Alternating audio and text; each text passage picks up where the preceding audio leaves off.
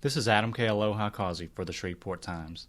The Jones family tree follows a history of civil rights in Shreveport. Its 3 generations of leaders show how a city can change during a half-century. The patriarch of the family, and in many ways the patriarch of the local civil rights movement, is the Reverend E.E. Jones. Shreveport's Galilee Baptist Church named him pastor in 1958. The DeRidder native moved here with confidence handed down from his parents, and he passed it on. My daddy was a pretty smart visionary, let me say. And the question that he often raised was, where is my place? Riding on a bus, the white folk would have you sitting in the back. When you were riding on the train, you sat in the front coach. The pastor and other activists filed suit in 1965 to desegregate the Caddo Parish school system. The Jones children were among the first to integrate. We did not file the suit to create any kind of havoc or anything of that kind.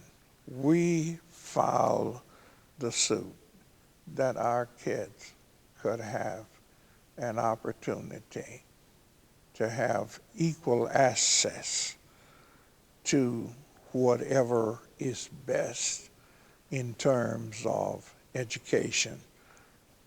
Carolyn, our second daughter, was at one time the only black kid at Cresswell Elementary School.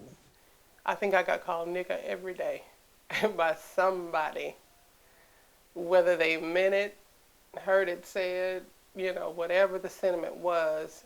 It taught me how to be independent. It really did. I'm not afraid to do anything at this point by my lonesome because of what they endured and what they were the catalyst in as far as making differences and opening doors and more opportunities being available for Black Americans in this area. I've benefited.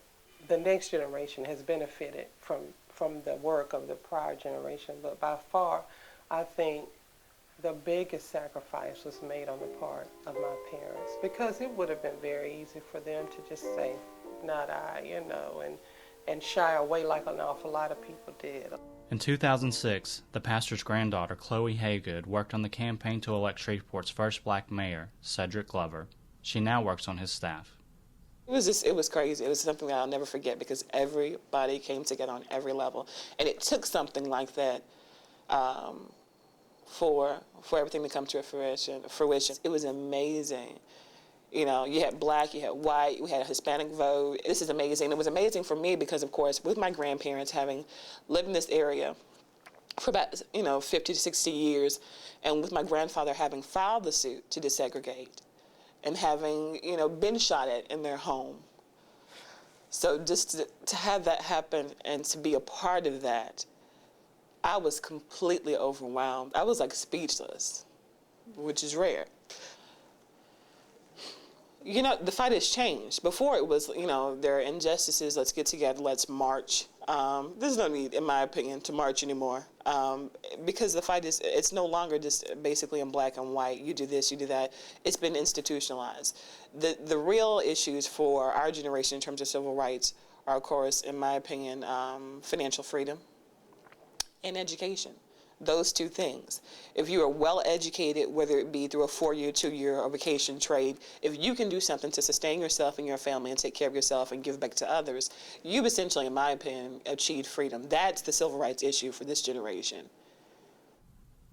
The Reverend E.E. Jones knows the fight for equality is not over, but if anyone has seen Shreveport change, it's him. I still think that racism is alive, but I believe that maybe it is suffering a death stroke. I really do. Yeah, it's alive, but not nearly in proportion to what it was. Certainly not 20 years ago, and sure enough, not as it was 50 years ago.